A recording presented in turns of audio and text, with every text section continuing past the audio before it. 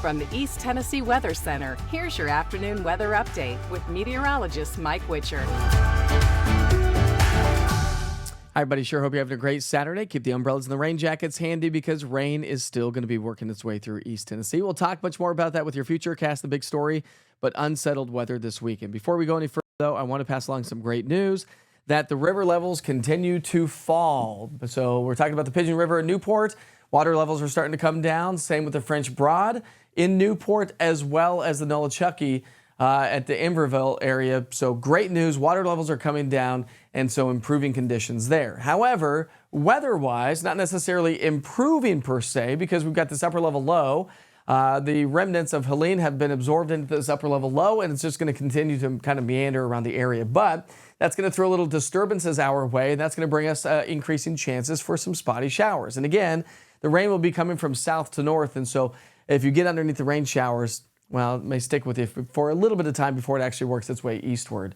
Look at all the power outages. This really tells the story across much of the southeastern U.S., and improving conditions here in the East Tennessee area as well. The linemen are out there restoring all the power as fast as they possibly can, so give them some time. I know a lot of you have been without power for a very long time.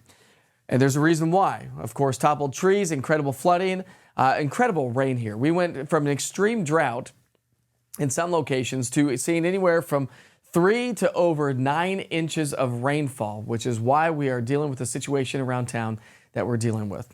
The other side of the story is the wind's going to start to back off a little bit, but you probably noticed that the evaporating process of wind, which is a very efficient evaporating process, the roads have really dried out pretty quickly. And so the wind's going to back off for the rest of the evening. And then as we get into our Sunday, we should have much, much lighter wind.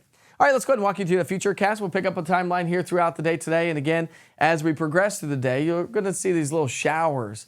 See how they're moving? They are moving their way from west to east, but again, the flow is out of the south, and so those showers will be with us. So keep that in mind if you have any outdoor plans here today. Overcast, gray, and some spotty showers will continue to settle on in. Now, the showers that do develop are going to be on the lighter side. However, as we get into our Sunday, I think we might have a little bit better chance for seeing a little bit more rain, and that might add up a little bit more as well. High temperatures today will be in the 60s and 70s, a nice, pleasant fall day temperature-wise. Anyways, we're going to stay in the mid to upper 60s as we get into the evening hours. Let me show you the big picture of the rain I'm talking about. You'll really see the circulation around this low-pressure system. Watch this. See how there's just circulation around that low. And so the heaviest rain likely to be up across the Ohio Valley into Kentucky, but here in East Tennessee through the weekend, we could pick up anywhere from a third to upwards of a half an inch of rainfall. Then the sunshine comes back out next week. Temperatures come up as high pressure starts to build its way back in. We'll be in the upper 70s. So right where we should be for this time of the year. The end of the year, average highs are now in the upper 70s. So, you know, when we get in the month of September, averages come down pretty quickly versus the peak of the summer season. I do want to talk about the tropics here for just a second. Could this be another 1-2 punch? Well, maybe. Models are indicating that another tropical system looks to be developing. Well, the National Hurricane Center has a 40% chance of this becoming our next named storm over the next 7 days. Nothing over the next 2 days.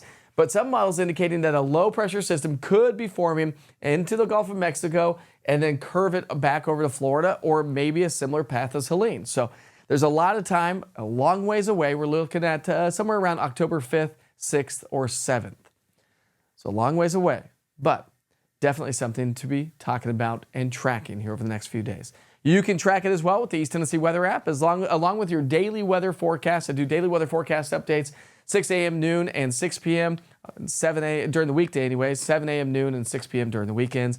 Interactive radar is going to be a great tool for those light showers that are going to be passing on by. If you do get the showers, it gives you past, current, and future radar. So search East TN Weather, all one word, in the App Store. It's everything you need to know for weather right here in East Tennessee. Have a great day.